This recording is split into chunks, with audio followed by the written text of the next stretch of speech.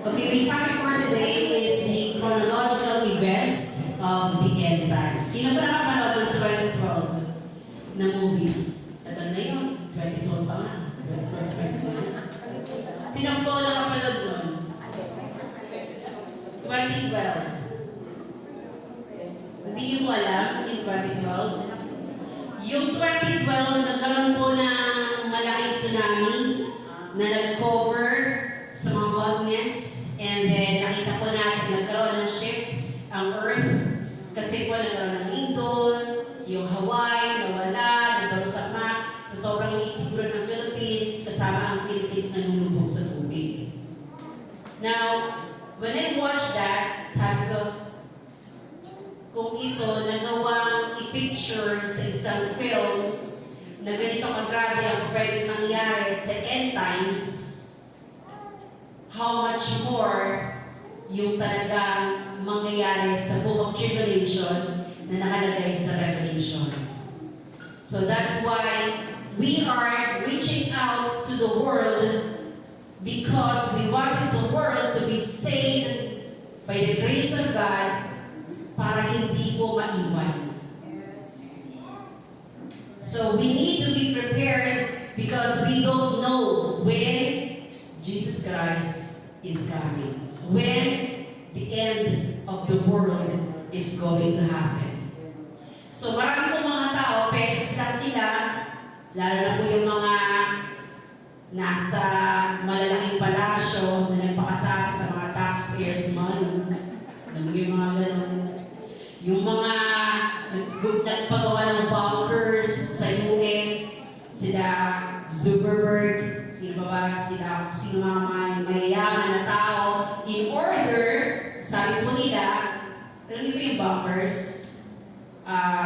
Ilang metro sa ilalim ng lupa, built by metal, na kahit ng lindol, magkaroon ng zombie apocalypse, sabi po nila, magkaroon ng nuclear bomb explosion, hindi po sila masasaktan.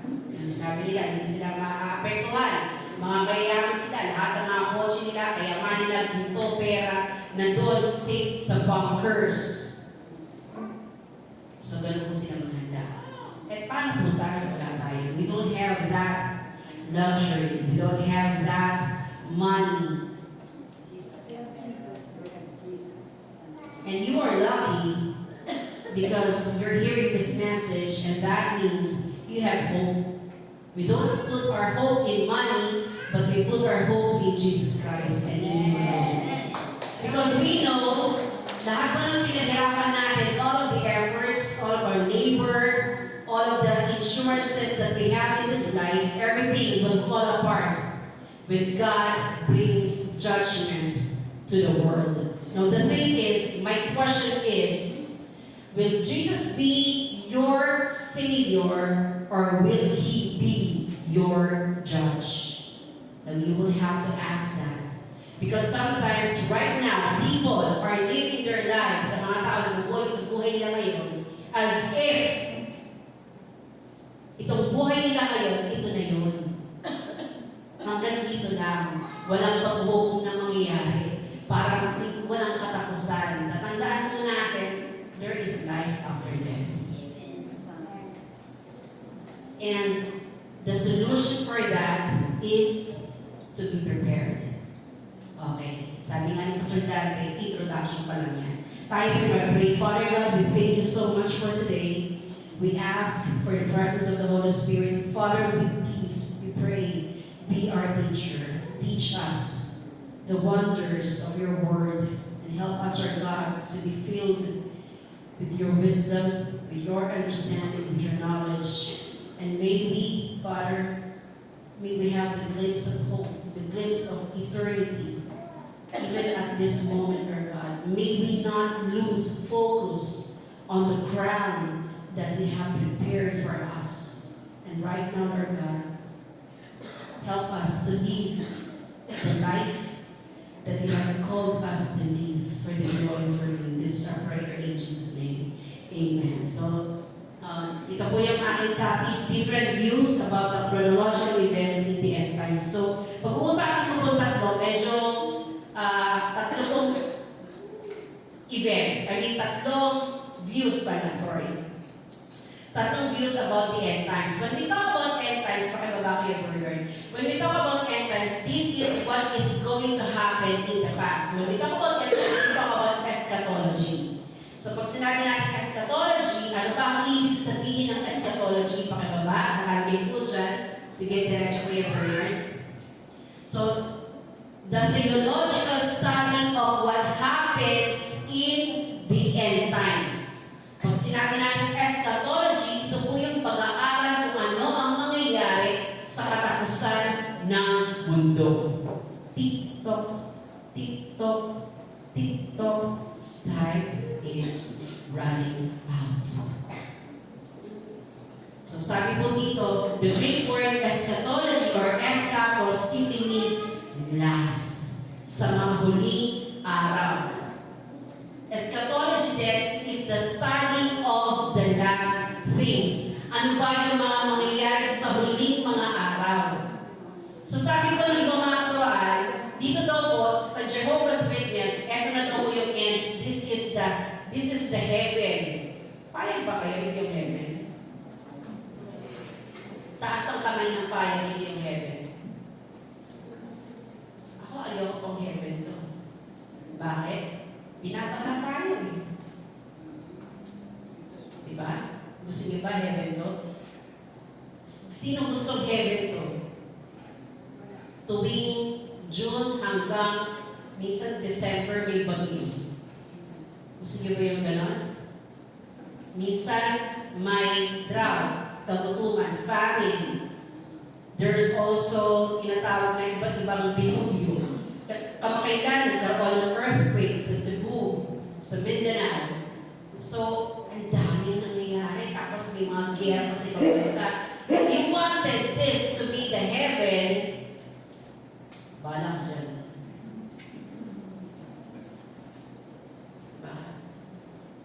Next slide, Mayor. Sabi po dito, there are 3 different views about the end times. At ito po yung pag-aaralan natin ngayon. Huwag niyo po akong tulugan. Sabihin niyo po sa katabi mo, huwag ka matulog. Okay, Christians believed in the following. Number 1, pre-tribulation. Number 2, mid-tribulation. And number 3, post-tribulation. I'm going to bring a doctrinal topic. Okay, doctrinal topic po ito. And marami po mga churches ang nagkakaroon ng pagkaiba-ibang paniniwala pagdating po sa mga huling mga araw. Now, I'm going to discuss this, pero hayaan natin ang salita ng Diyos ang magbigay sa atin ng wisdom and guidance. Sige pa, pakibaba kayo, Bert. Sabi po dyan, yan, sige, diretso na po natin. Yan, sige po, okay, Bert. All these beliefs have biblical reference. So lahat ng belief na yan, meron silang biblical reference. Baka sabihin, paano yan? Yung mga biblical reference pala, yan ang paniniwala na dyan. Tingnan po natin. We need to study them in a full context para hindi po tayo ma-confuse. Kasi may mga biblical reference sila. Pero, if you're going to study hermeneutics, makikita po natin how the Bible interprets itself. Para kanino ba ang sinulat itong salita na to, itong libro na to? Sino ba ang audience?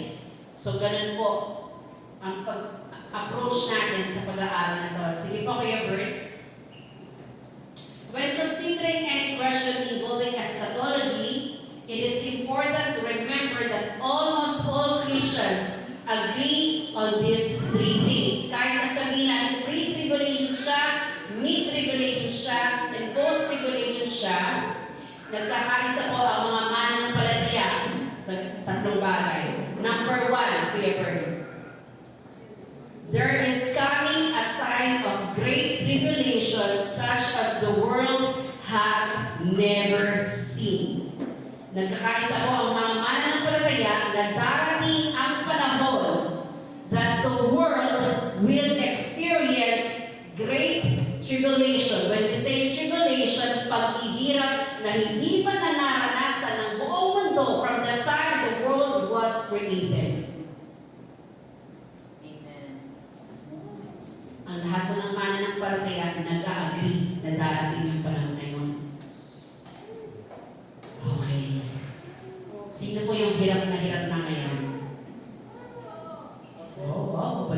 hirap ha. Nasaan kami ng hirap na hirap na. Hirap na sa buhay. Okay. Hirap lang. Okay. Saya naman yung hirap lang.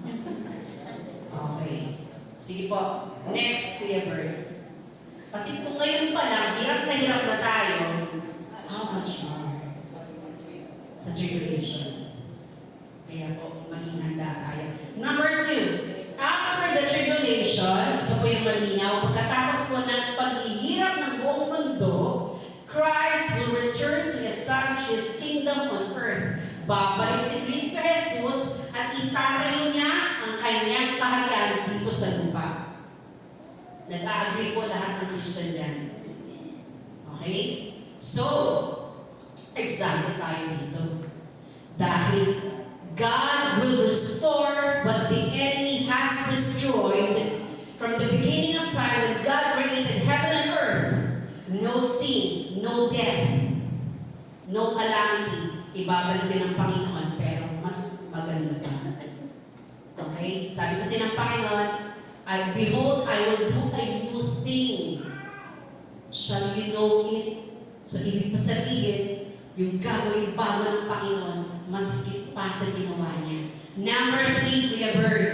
Sabi dyan, there will be a rapture, a catching away from mortality to immortality. Ano bang ibig sabihin ng rapture? Ang rapture, habang kayo po'y nakikinig dyan, Christ will send His angels to the four corners of the earth to take away, to snatch those believers. Ang may iwan na lang po ninyo kung kayo may mananampalataya sa Panginoon, damit na lang sapatos sa laas.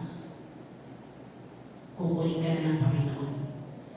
So lahat pong yan, mangyayari. At lahat ng mga mananampalataya, nag-a-agree na mangyayari ang bagay na yan.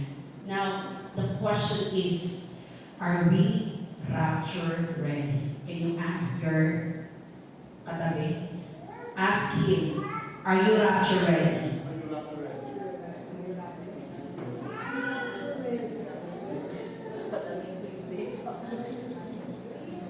Pag hindi pa tayo ready sa rapture, baka meron pa tayong kailangan ayusin sa relationship natin sa Panginoon.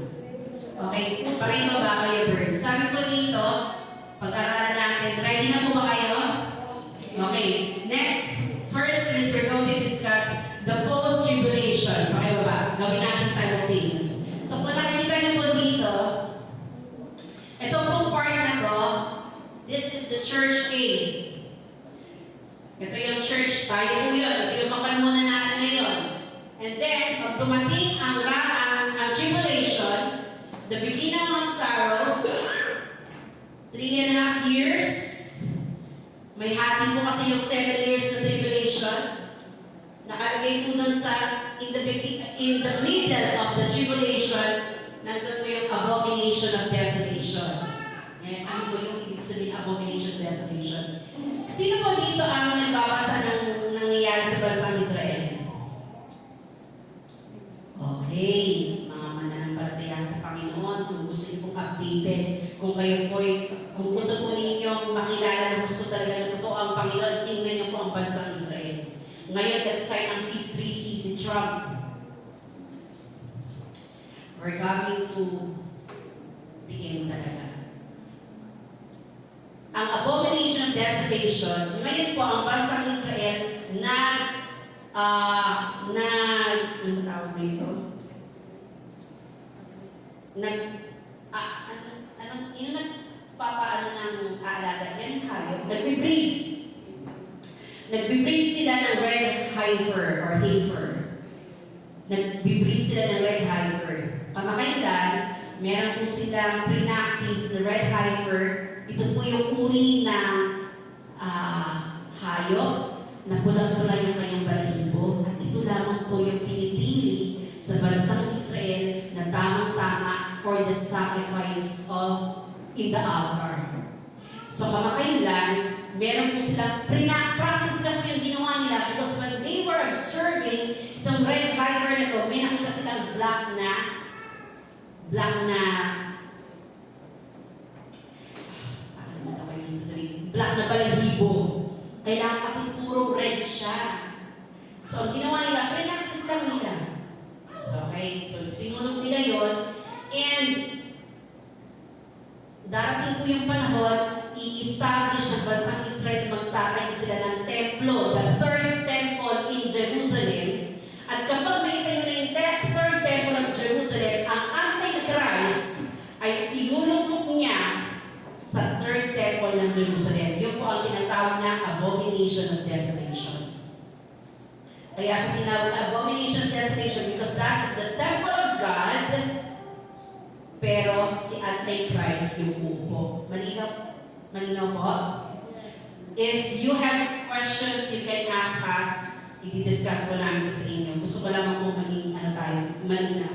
Okay, pagkatapos po nun, umupo po siya at 3.5 years, magkakaroon po lang, kasi tribulation, the beginning of sorrows, maghihirap, andyan na po magkakaroon ng lindol, babagsak yung mga kometa, inuuso ng Panginoon ng galit niya sa sanlibutan. Lahat ng gera, lahat ng uri ng mga karamdaman, earthquake, tsunami, talagang grabe ang maranasan. Pagkatapos ng Great Tribulation, mas matindi pa yung hirap. And then after that, simultaneous po yung mangyayari na i-rapture ng Panginoon ang mga saints, tasama ng mga saints, ang ganda-ganda ng preaching Pastor Jerry, ang mga saints na nananampalataya sa Panginoon, may relationship kay Jesus Christ, born again in the Spirit, kayo po, tayo po, mga saints, kukunin ni Jesus Christ sa alapaap at babalik po tayo kasama niya sa second coming of Christ. Yun po yung tinatawag ng post-tribulation. Ibig sabihin ng post, after the tribulation, tsaka darating si Jesus Christ or tsaka niya kukunin ng mga mananampataya, ibig sabihin simultaneous. Tuloy-tuloy yung event na yun. And then after that, magkakaroon ng 1,000-year reign si Jesus Christ and ikukulong niya si Satan during 1,000 year. Pagkatapos ng 1,000 year, papakawalan niya si Satan at magkakaroon ng Battle of Armageddon. And after that, matatalo si Satan, magkakaroon ng judgment, lahat ng mga masasama. Kasama si Hades, kasama si Satan, itatapon po sila sa lake of fire, lahat na ng mga wicked men. And after that, establish the Lord ang kanyang kingdom to eternity, the new heaven and new earth. Okay? Malinaw po ang post-tribulation. Okay, palakpakan po natin ang Panginoon. Kasi po, mukhang inaanto kayo. Next, pakibaba. Sabi po dito, Kuya Bert, pro-tribulationism teaches that the rapture occurs at the end or near the end of the tribulation, and at that time the church will meet Christ in the air and then return to earth for the commencement of Christ's kingdom on earth. Ito po yung paniniwala ng mga post-tribulation. Okay, sige po. Kaya po sila tinawag post-tribulation kasi darating si Christ para kunin kayo mga mananampalataya, ang mga mananampalataya, mga Christian, magdadanas tayo ng tribulation. Yun ang post-tribulation. Mararanasan natin yung 7 years tribulation. Ay ang ibig sabihin ng post-tribulation. Nandito tayo sa earth during post-tribulation. Sige, pakibaba kayo, Bernard. Sabi dyan, in other words, the rapture and Christ's second coming happen almost simultaneously. According to this view, the church goes through the endless 7-year tribulation. Yan po yung paniniwala niya. And, Kuya Bert, pakibaba. Biblical reference, tingnan po natin. Sabi po sa Matthew 24:21, there will be distress unequal from the beginning of the world until now and never to be equal again. Ito. Kasi yan po yung dinidescribe ang tribulation. Pakibaba pa Kuya Bert. Immediately after the distress of those days, the sun will be darkened, magdidilim ang araw, and the moon will not give its light, and the stars will fall from the sky, and heavenly bodies will be shaken. So magbibilim ang kalangitan, magkakaroon ng tawag nito, magkakalahulog ang mga bituin sa kalangitan dito sa lupa, at magkakaroon ng pagyanig sa mundo. Ngayon pa lang, natatakot tayo sa mga earthquake, di ba? So how much more kung may saksihan natin ito? Kaya pray pa ba? Next, sabi mo dyan, then will appear the sight of the Son of Man in heaven, and then all peoples of the earth will mourn when they see the Son of Man coming on the clouds of heaven with power and great glory. Ito po yung mga biblical reference ng mga post-tribulationism. Ibig sabihin, makikita, tama po yan, wala po tayong question dyan. Darating ang anak ng tao, walang iba kundi si Jesus Christ, bababa siya mula sa kalangitan, at ang lahat ng mga mata na nakakita sa kanya ay magtatamis. Sila po'y luluha, at si Kristo Jesus ay bababa sa lupa na may buong kapangyarihan at kalawalhatian. Wala akong question dyan. Amen. Next clear word. And he will send his angels with a loud trumpet call, and they will gather his elect from the four winds, from one end of the heavens to the other. So ito po yung sa Matthew chapter 21:31. Ang sinabi po dito, magkakaroon ng malakas na tunog ng trumpeta, at ang lahat ng mga saints, sabi dyan, lahat ng mga saints ay igagather mula sa apat na sulong ng mundo. At makikita po natin from one end of the heavens to the other. So may great gathering ng mga saints. Ngayon, at alam kasi natin, sino ba yan? Yung mga saints na yan. Okay, sige, kaya Bern, pakibaba. Ang strength ko ng view na to, kasi tingnan ko po ang strength ng view ng post-tribulation and mid-tribulation and pre-tribulation. Sige po, tingnan natin. The book of Revelation with all its bodies prophecies mentions only one coming of the Lord. Totoo naman, isang coming lang of the Lord. Di ba? One coming lang. Isang beses nang babalik si Jesus Christ. Pero makikita natin, mamaya, i-discuss po natin yan. Okay, Kuya Bern, pakibaba. Passages such as Revelation 1:3-7 also then support the post-tribulation is that there will be obviously saints in the tribulation. Nag-agree po ang Biblia na may mga saints during tribulation. Di ba? Meron. Do you agree with that? Meron po saints. May tinatawag ng martyrs during tribulation. May naiwan. Ngayon, sino ba yung mga tao yun na naiwan? Okay. Okay. Gusto niyo po bang malaman? Tingnan niyo yung kapatid katabi niyo. Baka mamaya iwan tayo. Maghawakan tayo ng kamay. Baka mamaya yung boyfriend mo, asawa mo, anak mo, pagkatingin mo, ikaw pala yung naiwan. Okay. Okay. Weakness of this view. Kuya Bert, pakibaba. It is important to identify the saints in the tribulation period. Sino ba kasi ito mga saints? Ito po yung mga new believers. Ngayon may nagtanong sa akin, Pastora, pagdating po ba ng tribulation, nandun pa po ba ang Holy Spirit? Sige nga po, tanongin natin mga pastors. Nandun pa ba ang Holy Spirit? In tribulation? After rapture, wala.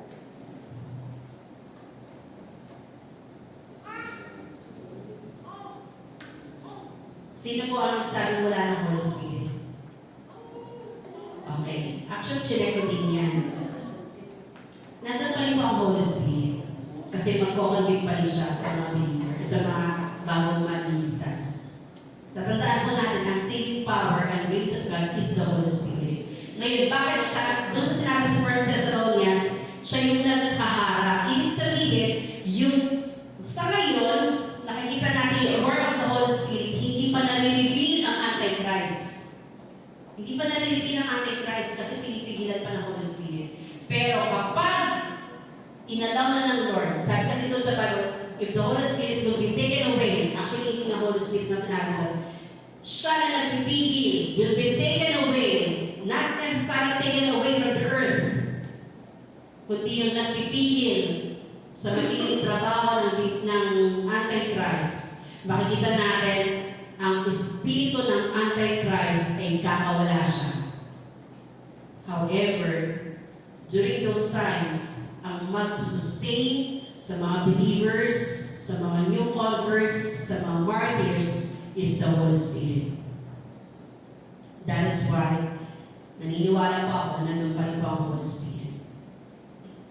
Hindi na lang siya mag-restrain sa work of evil, kundi magsusustain siya sa mga believers. Okay, next we have heard, sino ba yung mga saints? Sabi po dyan, mga martyrs. Sila po yung mga martyrs of faith in the end times. Sila po yung kukunin yung mga kamay nila, tatanggalin isa-isa yung mga kuko, kukuryentehin, tutorturin. Sila po yung mga martyrs in the end times. Sila yung sinasabi, hindi kayo si Christ, kundi papatayin kita. Sasabihin nila, hindi. Ayan. Do you think makakaya nila yung mula ang Holy Spirit? They will be able to endure because the Holy Spirit is with them. So makikita natin sila yung martyrs. Sabi dyan in Revelation, as those who have overcome by the blood of the Lamb and by the word of their testimony, they did not love their lives so much as to shrink from death. Ito po yung mga martyrs or yung mga saints in the tribulation. Next po kayo, Bert. And ang one weakness of post-tribulation is the clear teaching of Scripture that those who are in Christ, ito po yung isa sa pinaka-weakness ng post-tribulation. Sabi po kasi Romans 8:1 at 1 Thessalonians 5:9, ang sino mang na kay Kristo ay hindi niya iaalaw na mag-face ng wrath of God. Tatandaan po natin, pag tinawag na Day of the Lord, ito po yung tinatawag na, hindi po yung Day of the Lord. Pag sinabi po sa Bible, sa Revelation, na Day of the Lord, ito po yung Day of Reckoning. Day of vengeance ng Diyos sa mga makasalanan, sa mga masasama. Ibubuhos ng Diyos ang kanyang galit sa buong mundo at mararanasan ng buong mundo ang kaparusahan ng Diyos. Kaya po ang weakness ng post-tribulation, sabi sa 1 Thessalonians 5:9, pakibasa. Pakibilisan po natin, sige po. Yan, pakibilisan. 1 Thessalonians 5:9. Talaga namang pakibilisan po natin. Yan. Okay. Sige, basa. Okay. Bilis nila. Sige, bilis. 1 Thessalonians 5:9. Kahit sa cellphone po ninyo, basa. For God has not destined us for wrath, but to obtain salvation through our Lord Jesus Christ. Yan. Malinaw. For God did not appoint us to wrath. Hindi po tayo itinalaga ng Diyos sa wrath. E pag sinabi pong tribulation, that is the wrath of God. Okay. Malinaw. Naintindihan po natin? Okay. So, gising pa po ba kayo? Okay. Pakibaba po Kuya Vern. And the final weakness of the post-tribulation view is shared by the others two theories. Namely, the Bible does not give an explicit timeline concerning future events. Bakit po natin sinasabing timeline? Kaya nga sinabi sa Biblia, hindi alam kung kailan darating si Kristo. So kapag sinabi pong ganito, alam mo, nakapagtatapos ang 7 years.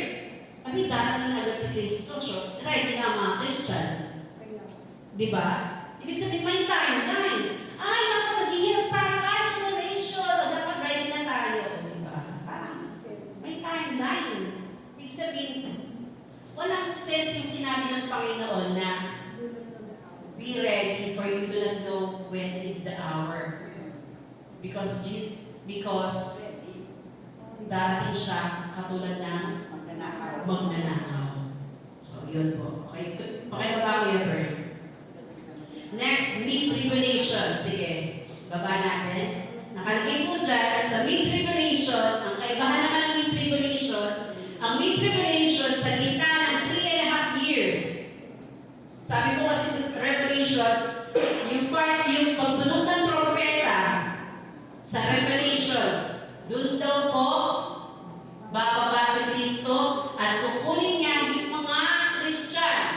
So may 3.5 years, and then 3.5 years, sa gitna ng 3.5 years, ay yung kulay orange na yan na ano, yan po yung rapture of the church. According to mid-tribulation. Dito po marireveal si Antichrist. So makita po natin ngayon. Tingnan po natin, Weber, sige po, ay sayo tingin sa pagbaba. Sabi po dito, ang mid-tribulation, ayan, tinuturo nila na yung rapture ay darating sa kalagitnaan ng 7 years of tribulation.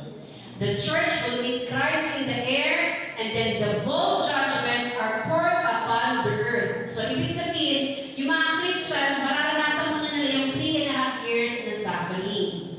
Pagkatapos po nun, ay, sabi po dyan, ibubuhos ng Diyos kapag kinuha na ng Panginoon Jesus ang mga Christian, sa kami mga Christian ulit? Yes. Sige. Kapag kinuha ng Panginoon ng mga Christian, tsaka ibubuhos ng Panginoon yung bowl of judgment upon the earth. At doon mararanasan ang buong mundo yung tinatawag na Great Tribulation. Kasi po ang tribulation, nakakano siya sa tribulation at Great Tribulation. So naintindihan po natin ang tribulation? Okay? Yes. Alright. Sige po, parapakan natin ang Panginoon. Tayo po natin tumayo. Kala niyo, tapos na yung preaching. Tayo po kayo para po mag-isang-isang tayo. Okay. Kasi po, doctrine lang yung tinuturo ko po. Gusto ko po na maging active po tayo. Tayo po ay sumigaw ng malakas na Hallelujah! Oh, sobrang lakas na parang nabili talaga ako doon. Okay, sige po, isa pa. 1, 2, 3, go! Okay, pwede na po kayo. Ngayon, kapag yung katabi nyo, may gulong pa rin, sabihin niyo po sa kanya, Hallelujah! Nalagigil po siya. Wow, Sister Eileen.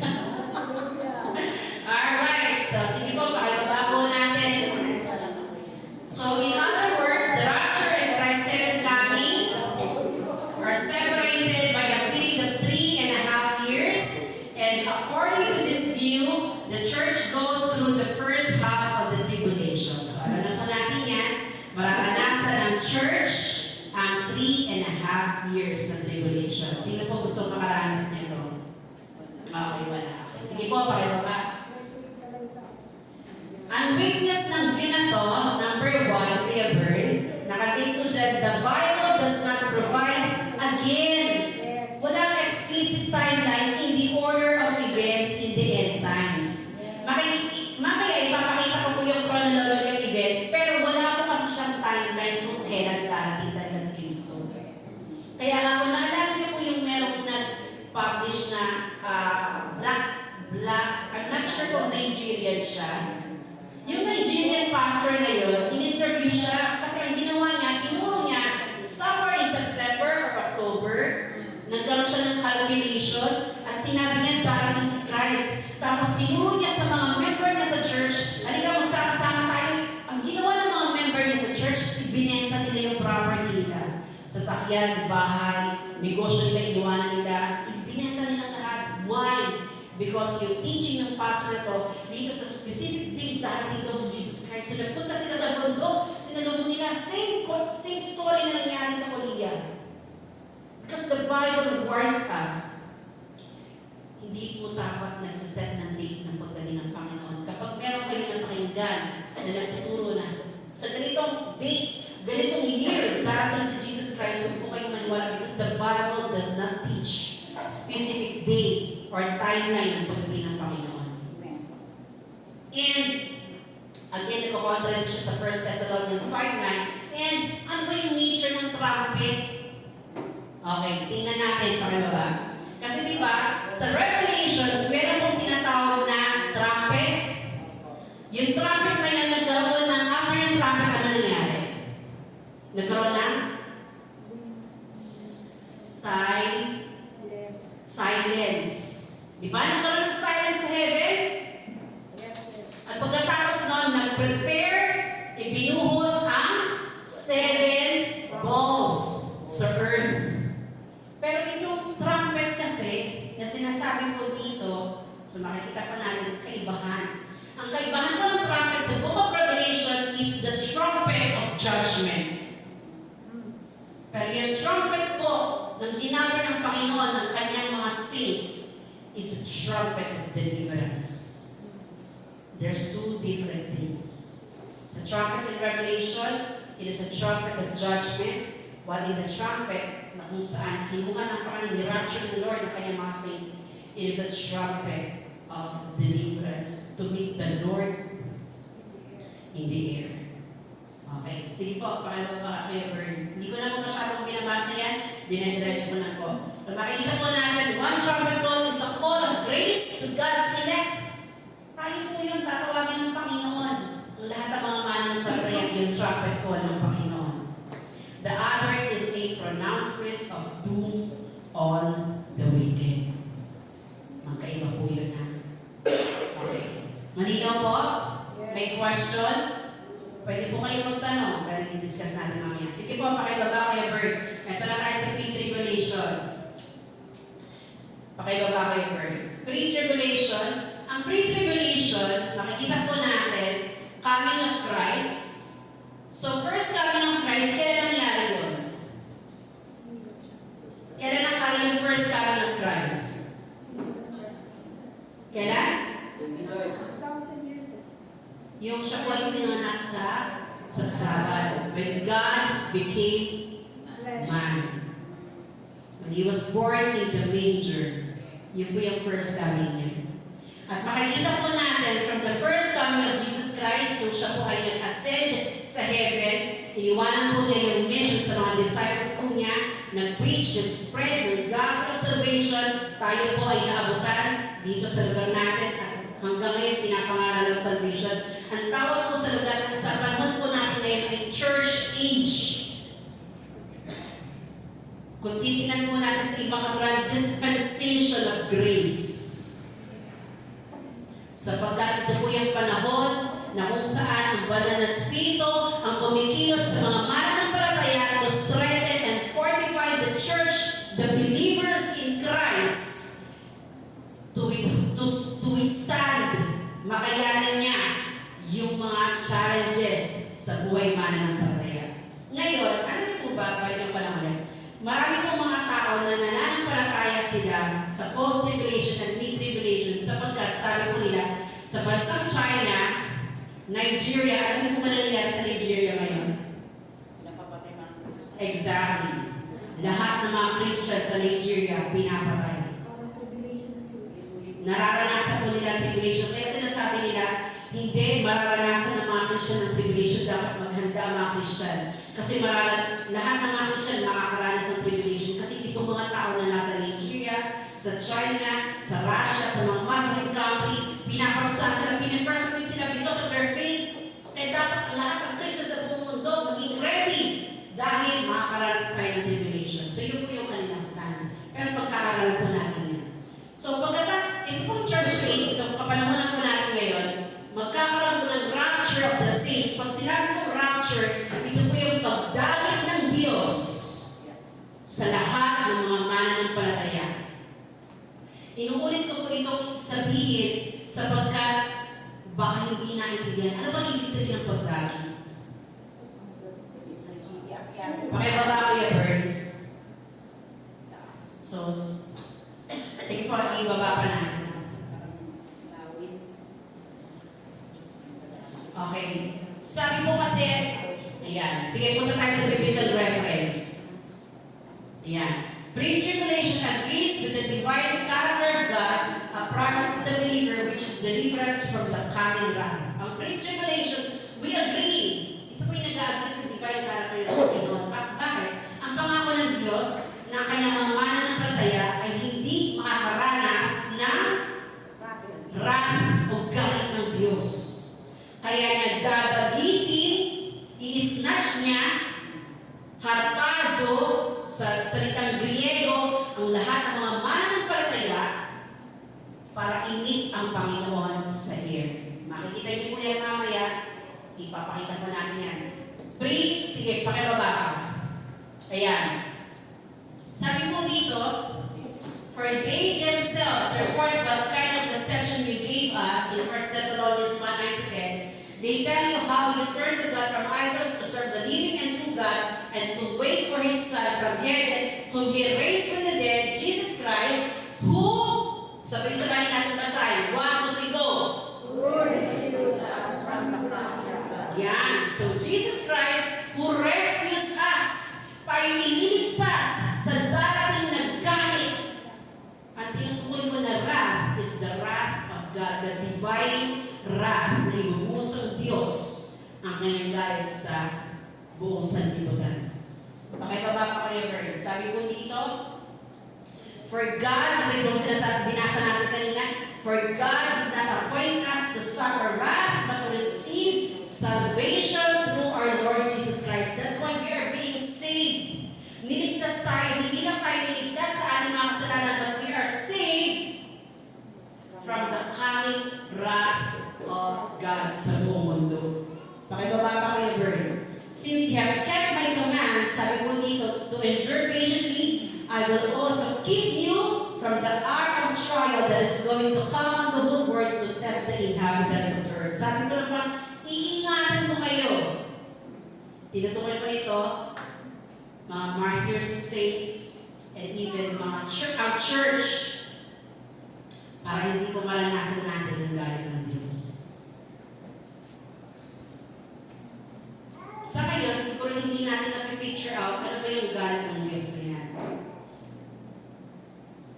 Magkakaroon ng dilubyo, earthquake, na hindi pa nararanasan ng buong mundo. Yung sinasabi nila the big one. Sino yung matatakot sa the big one? Wow, tatakot na yung mga takot ko. Hindi natatakot sa big one. Hindi kayo natatakot sa big one? In the big one, sino wait for what to teach us? Okay po yung mga sinasabi natin na yan. Okay yan. But when we're going to face the reality, nakakatakot po ang big one. Kasi makikita niyo po bubuka yung lupa. Marami pong mahulog sa ilalim ng lupa. Sasabog ang mga gasolina, sasabog ang mga bulkan, magkakaroon ng malalaking tsunami, babagsak ang mga meteorites, tatama sa lupa. Tapos magkakaroon ng sakit na hindi pa nararanasan ng buong mundo. Ang daming hirap na mararanasan ng buong mundo. Magkakaroon ng kadiliman. So, gusto ko lang kong i-imagine ninyo. Na-imagine niyo po ba? Yung sinasabi ko. Na-imagine natin. Ngayon pa lang i-imagine natin, nakakatakot na ng maranasan natin. Kaya sabi ng Panginoon, hindi in-appoint niya, hindi niya itinalaga ang mga Christian na maranasan niya yung galit ng Diyos. Galit ng Diyos rin. Iba ang Diyos na galit. Kaya yung mga crocodile, yung mga yon, natandaan nila may judgment sila ng Panginoon. Kapag hindi sila magsisi. Lahat ng mga nagre-reject sa Panginoon, lahat ng pinagtatawanan si Jesus, lahat ng mga namumuhay na pinakain sa kalooban ng Diyos, magdadanas po ng paghihirap. They will experience to the point na sasabihin na, oh, mamatay na kami! Yung init ng araw, titindi po ang sigat niya na tatlong masusunog ang balat at sisigaw ang tao, mamatay na kami! Pero hindi sila mamamatay. Ganun po yung hirap na mararanasan sa darating na Panginoon. Sasabog ang mga nuklear, magkakaroon ng mga kaguluhan sa buong mundo. Ngayon pa lang, may baha, may lindol, hindi na tayo mapalagay. How much more kung maiwanan tayo sa panahon na yun. Kaya sinasabi ko sa mga pamangkin ko, Hagay, mga bata dyan, lahat ng mga young people, I want you to be ready. Sige po, pakiwala kayo, Bert. And it is consistent with the Lord's teaching about preparedness. Ito po ay consistent sa pagtuturo ng Panginoon na dapat ang mga mananampalataya ay maging handa sapagkat hindi natin alam kung kailan darating si Kristo. Kasi kung alam natin, katulad na may time na ng mid at saka post-tribulation, alam natin after 7 years, darating si Kristo, ready tayo. Di ba? Kasi may time yan eh. Pero ito kasi hindi. Hindi natin alam. Kaya tinuturo ng Panginoon maging handa ang church. Ang church, huwag tutulog-tulog. Sabihin mo sa katabi mo, huwag kang tutulog-tulog. Kumisin ka! Meron pong palabas na nagpipreach yung pastor. Nagpipreach siya. Tapos yung mga tao nandyan, iba mga nagsiselfone, nag-scroll-scroll, iba nakikinig, tapos biglang, alam mo po, isang mata, nawala yung mga kasama niya. Sabi ko, gano'n lang sa mga miyembro mo. Naiwan, paano nakakatawa siya, no? Pero, hindi joke, maiwan dito. I'm telling you, young people. I'm telling you, youth. Young adult, YC, setters. It is not a joke. Kapag naiwan tayo, we are going to experience the wrath of God in the end times. Ang stand po ng church is pre-tribulation. We believe in pre-tribulation because we know yung sinasabi ng salita ng Panginoon, maghanda kayo sapagkat hindi nyo alam kung hindi ka alam kung kailan darating ang Panginoon. Sapagkat sinabi ko na bigyan, darating si Jesus katulad ng magnanakaw. Ang magnanakaw ba, nagsasabi siya, hello, Sister Marilyn. Hello, Marilyn. Pupunta ako sa bahay mo mamayang gabi. Pakiiwan mo sarado yung pintuan mo at dadala ko kita, nanakaw ko yung 50-inch mo TV. Ay, ganun bang magnanakaw na nag-a-announce sa kanyang pagdating? Wala! Kaya yung pinaghahanda ang church, yung call ng preparedness ng Panginoon is for the church. At ikaw po yun. Tingnan mo katabi mo. Sabihin mo sa katabi mo, ikaw yun. Pinaghahanda ka ng Panginoon. Sabihin mo, sige. Pinaghahanda ka ng Panginoon dahil ayaw kanya mag-iwan. God wants us to be prepared for the coming of Jesus Christ. Sige po, kayo, Bernard. Sabi mo dyan, be ready for His coming in Matthew 24:42-44. Sabi dyan, tingnan ko basahin mo natin. Why do we go? For you do not know which day your Lord is coming. Be sure of this, that if the head of the house had known at what time of the night the thief was coming, he would have been on alert and would not have allowed his house to be broken into. For this reason, you must be ready as well, for the Son of Man is coming at an hour when you do not think He will. Dahil mo ang Panginoon sa oras na hindi natin inaakalang dahil siya. Baka kayo ngayon, ready tayo. Ready tayo. Ginawa kasi hindi pala tayo ready. Pero importante, mamaya makita natin. May word ba kayo ba? Sabi po dyan, rapture, this is what I'm going to discuss. Ang rapture po, iba po siya sa second coming. Okay? Sige po, kayo ba? Ano ba ang rapture and second coming? Tingnan po natin ang difference. For this we say unto you, ito po ang rapture. For this we say unto you by the word of the Lord, that which we are alive and remain unto the coming of the Lord shall not prevent them which are asleep. For the Lord Himself shall descend from heaven with a shout. Sabi po dyan, siya ay bababa mula sa kalangitan na may malakas na tunog ng pagsigaw. With the voice of an archangel, isang malakas na tunog na sigaw ng isang makapangyarihang anghel at may tunog ng trompeta ng Diyos. At ang sabi po dyan, and the dead in Christ shall rise first. Now we're talking about rapture. Pakibaba ko yung word. Sabi po dito, then we which are alive, tayo mga buhay, and remain, shall be caught up together.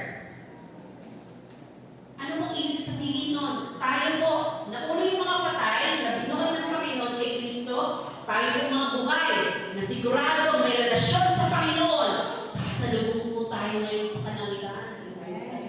Jesus Christ, hindi siya bababa. Andun lang siya sa halapahan. Sabi mo dyan, shall be caught up together with them in the clouds to meet the Lord in the air. Ibig sabihin, sasalubungin natin sa Panginoon saan? Sa halapahan. Hindi bababa si Jesus Christ because rapture is different from the second coming. Malinaw po yan. Sasalubungin natin siya sa kalangitan and sabi po dyan, and so we shall be ever with the Lord. Kaya sabi niya, comfort but one another with these words. Dahil darating po yung araw na yun na ang Panginoon sa kanyang pagsigaw ng trumpeta ng Diyos, lahat ng mga Christian na may relationship sa Panginoon, kahit natutulog ka, naliligo ka, ano man ang ginagawa mo, nasa bahay mo ka pa, pag dumating na yung trumpeta ng Panginoon, at ready ka, kukunin ka ng Panginoon. Isasama ka niya. Meron kang selyo ng Diyos sa espiritu mo na kapag dumating ang araw, alam ng Panginoon yung sa Kanya.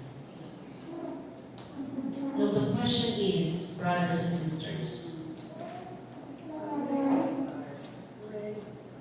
ikaw ba ay siguradong pag-aari ng Panginoon? We must ensure that we belong to Christ. So that when that time comes, whatever you're doing, ano man ang ginagawa mo, ikaw man ay, ano man, whatever you're doing, basta hindi ka gumagawa ng kasalanan, basta ready ka sa Panginoon, kasama kang kukunin ng Panginoon. Comfort one another with this word. Palapakan mo natin. Sige po, may break pa rin ba?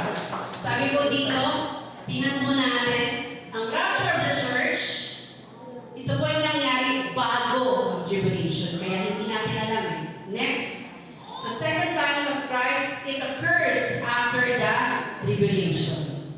Mangyayari ang second coming of Christ, kasama po niya ang mga saints.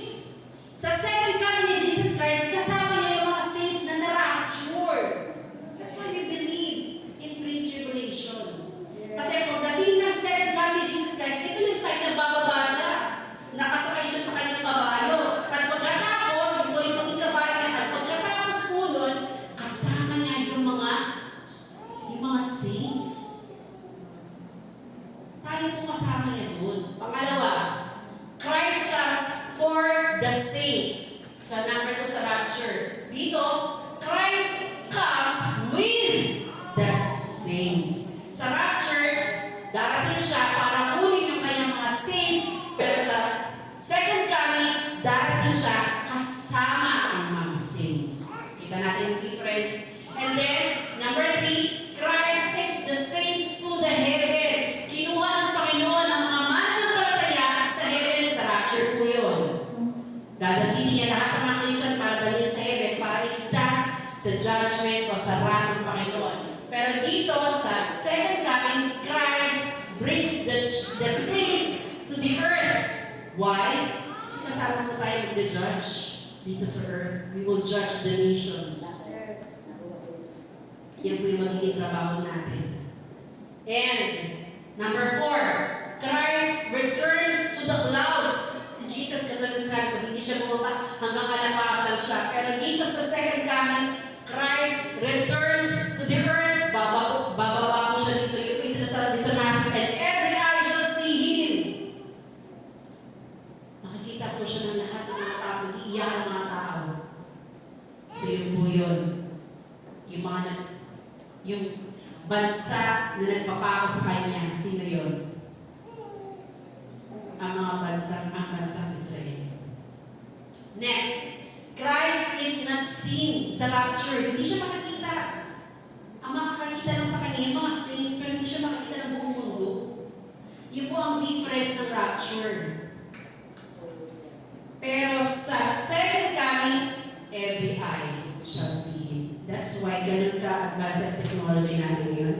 Makikita natin Naka-satellite, kita, binibidyo buong mundo. Sino yan? Sino yan? And let me tell you this, para po maging aware po kayo. The danger of AI right now. Nagagawa nila, let me tell you, Satan is using AI technology to deceive the whole world. Gagamitin niya ang AI para ipalabas na pagkaroon ng, this is my theory, pag nagkaroon ng rapture, ang nangyari doon is abduction of aliens. That's what. Isa po yan sa mga theory. Kasi pinapalabasan nila ngayon, lumalabas na yung mga alien theory. Pinapaano na po nila yung mga usapin na yan. And yung AI, they can use that to counterfeit the coming of Jesus Christ. So if the church does not have discerning of spirit, if the church does not study the Word of God, pwede pong mag-deceive ang church. So be careful.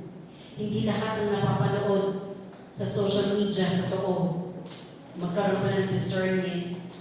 Hindi lahat ng napapanood sa TV totoo. Kaya ang importante sa church, ready tayo. Next, sabi po dito, it is the blessed hope of the church, yung rapture of the saints. Ito po yung blessed hope. Sabi po dito sa Titus 2:13.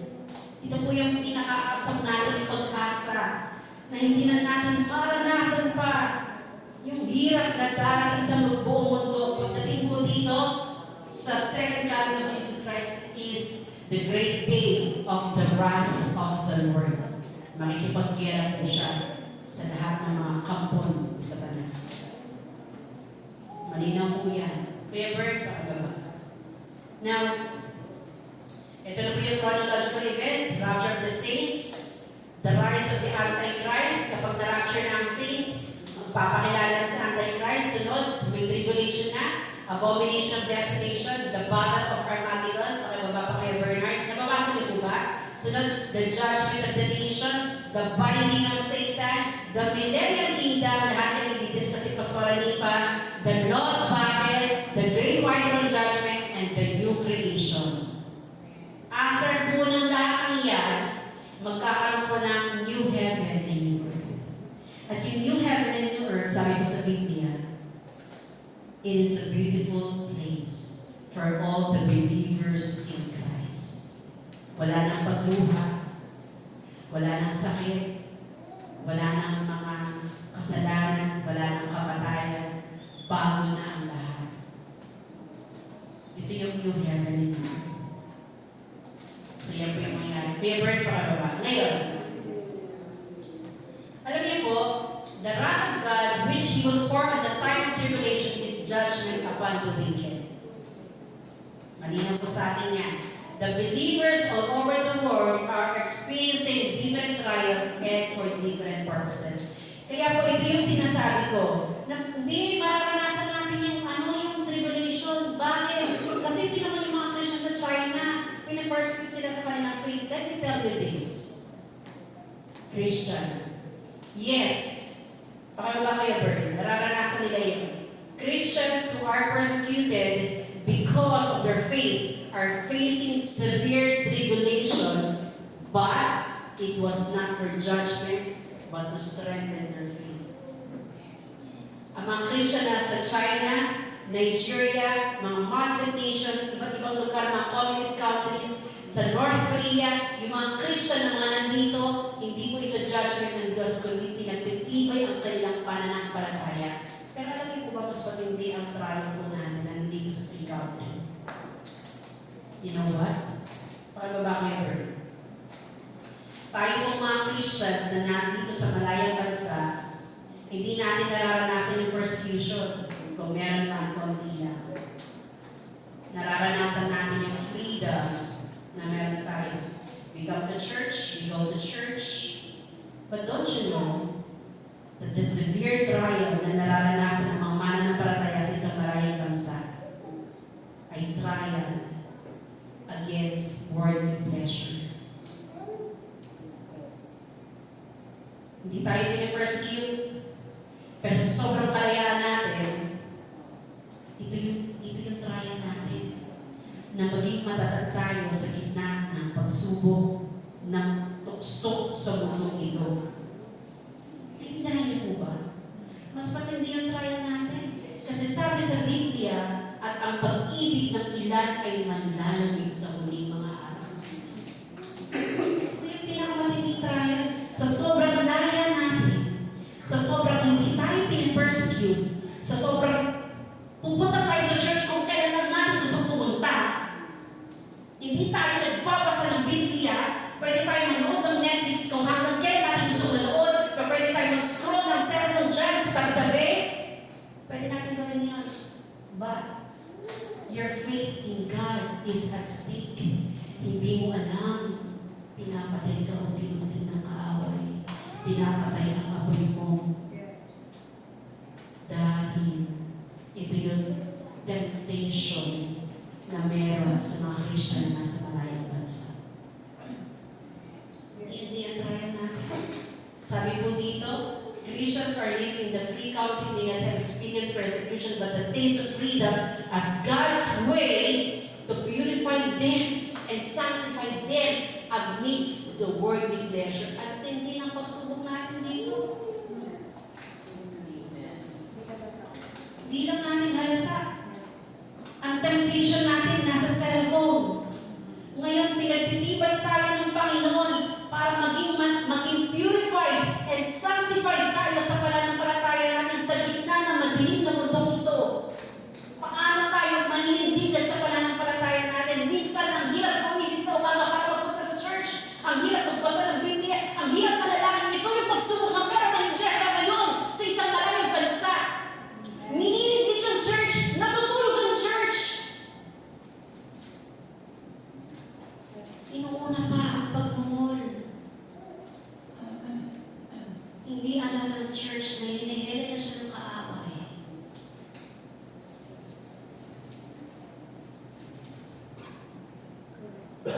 Para matulog. Para mamatay yung apoy. At hindi mo alam. Ang lamig mo na pala. Wala ka na pala tayo magbasa ng Bible. Kahit nakaupo ka dyan, hindi ko alam kung tinatablan ka ng salita ng Panginoon. That is the trial of the Christians living in the free country.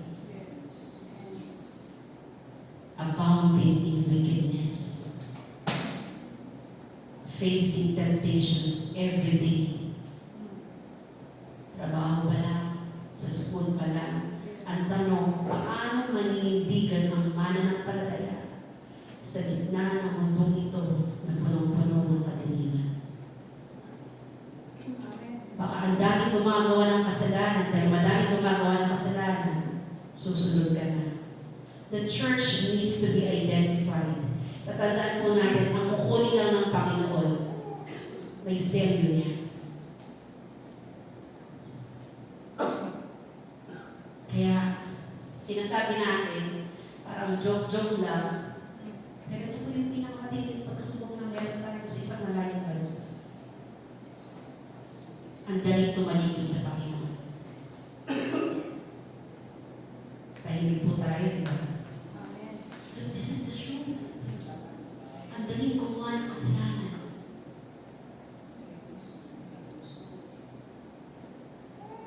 Ang daling kalimutan ang Panginoon. Ang daling iwanan ang commitment sa Lord. Minsan hindi natin kaya piliin ang Panginoon. Minsan hindi natin siya priority. Minsan, feel good lang magpunta sa church. But the question is, are we really in love with the Lord? Are we really surrendered to Him? Because those who are only surrendered to Jesus Christ, sila lang po yung sigurado kukunin ng Panginoon. Tanda po natin yan. Alam niyo po ba, mas maraming maiiwan na Christian sa malayang bansa? Alam niyo po ba yun? Yung mga Christians sa Nigeria na pinapersecute sa China, sigurado po ako doon. Pag pinatay sila, namatay sila, pag dumating ang Panginoon, kunin agad sila ni Lord. Pero tayo po, na nandito sa malayong bansa. Malaking delikado po tayo. Delikado ka, sabihin mo sa katabi mo. Delikado ka. Siguraduhin mo, pananampalataya mo sa Panginoon. Hindi po ako nananakot, nagsasabi po ako ng totoo. Baka akala mo Kristiyano ka, pero Kristiyano naman ka naman. That's right. Amen? Sige po kayo, burn pakababa. Yan. So, alala po natin yan. Ang daming distractions, ang daming mga problema. Kaya sabi nga dito, sa darating na panahon, maraming mga apostate Christian. Ano yung isip na apostate tumalikod sa Panginoon? Yung mga kilalang mga Christian artists, talagang bumalik na sila sa dati, nakakalaman. Kaya nga, sana po, huwag maglamig ang pag-ibig natin sa Panginoon. Lagi natin ipag-pray natin. Sabihin natin sa Panginoon. Sumunod po kayo sa akin. And when you say this, sabihin niyo po with prayer. Sabihin niyo, Lord, keep my heart loving you.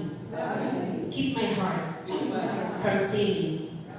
Keep my heart following you. Hindi po natin, lagi natin sabihan ang puso natin.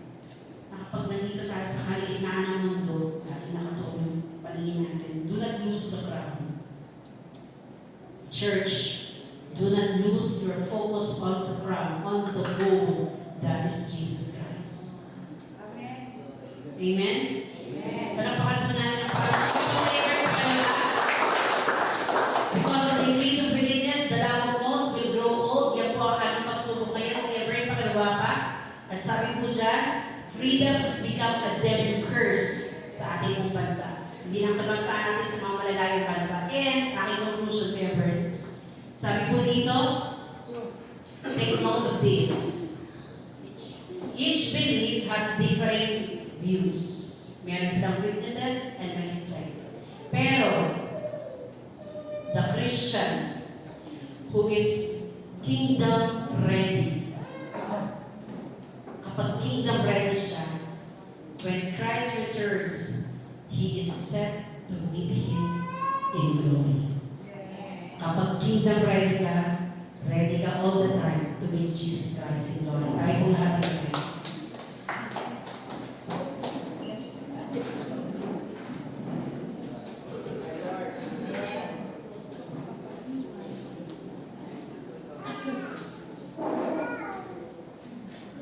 Gamitin natin yung holy.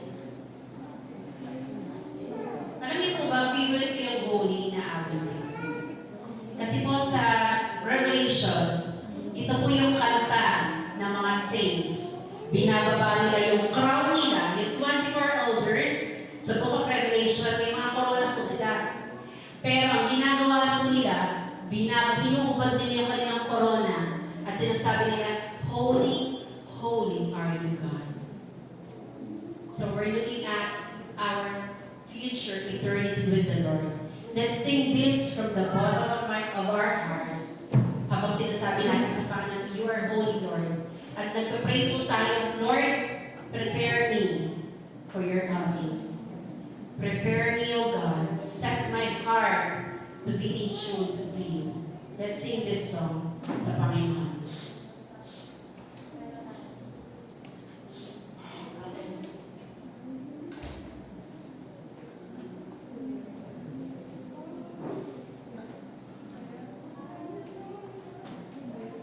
Holy forever.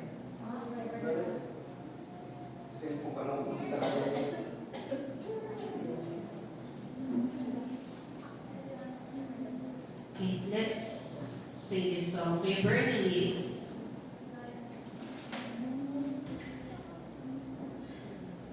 Doon mga tayo mag-start sa lyrics. Sa chorus. And the angels cry,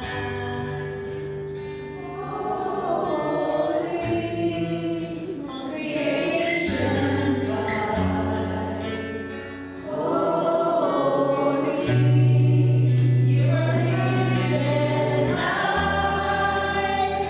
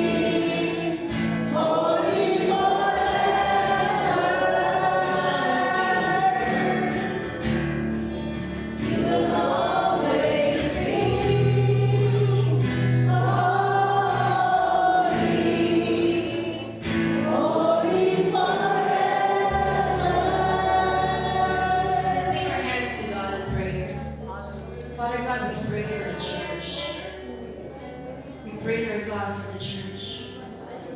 We pray, Lord God, that you keep us, strengthen us, enable us, empower us to surrender, to obey you, to live for you. Lord, help us not lose our focus on our goal, that is Jesus Christ, the author and the finisher of our faith, and help us not to lose focus on the crown that you have set before us. Help us, Lord God, to run the race with endurance amidst all temptations, all worldly pleasures. Help us, Lord God, to stand boldly in our faith, Lord God, strengthen in the time of shaking of the church. Panginoon, manatili kami matatag. Manatili kami nakapayo, Panginoon, sa aming pananampalataya. Manatili namin pinipili ka.